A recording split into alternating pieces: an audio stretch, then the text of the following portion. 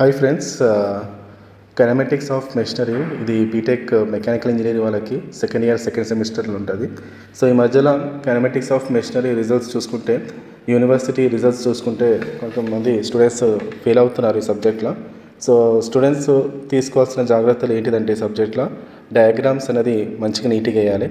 ఈ 4th unit మీరు చూస్తున్నారు కదా, ఈ diagrams kinematics of machinery, cam profile, construction of cam profile, classification కానీ classification of followers, classification of cams, తర్వాత క్యాంప్ ప్రొఫైల్, బేస్ సర్కిల్ ఎలా డ్రా చేయాలి, నైఫ్ ఎడ్జ్ ఫాలోవర్ని ఎలా డ్రా చేయాలి, ఇది కొంచెం మీరు చూసుకొని ఈ కన్స్ట్రక్షన్ ఆఫ్ క్యాంప్ ప్రొఫైల్ కరెక్ట్గా వేస్తే మీకు మార్క్స్ ఈజీగా వచ్చేస్తుంది. ఎందుకంటే దీంట్లో థియరీ పార్ట్ ఎక్కువ ఉండదు.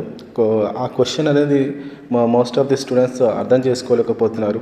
ఈ క్వశ్చన్కి సొల్యూషన్ ఎలా రాయాలి, ఎలా స్టార్ట్ చేయాలి, ఎట్లా కంప్లీట్ చేయాలనేది ఇవి మీరు ఎక్కువ ఫోకస్ చేస్తే రానున్న సెమిస్టర్ ఎగ్జామ్స్లో సప్లిమెంటరీ కానీ రెగ్యులర్ కానీ మీరు ఈజీగా సబ్జెక్ట్ క్లియర్ చేసుకోవచ్చు.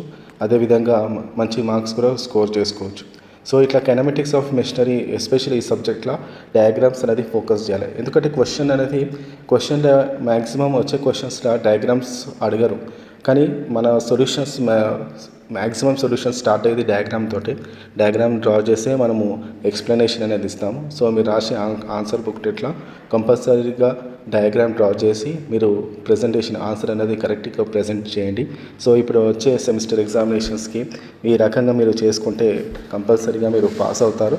పాస్ అవ్వడమే కాదు, మంచి మార్క్స్, మంచి స్కోరింగ్ కూడా తెచ్చుకుంటారు ఈ మన కైనమాటిక్స్ ఆఫ్ మెషినరీలో.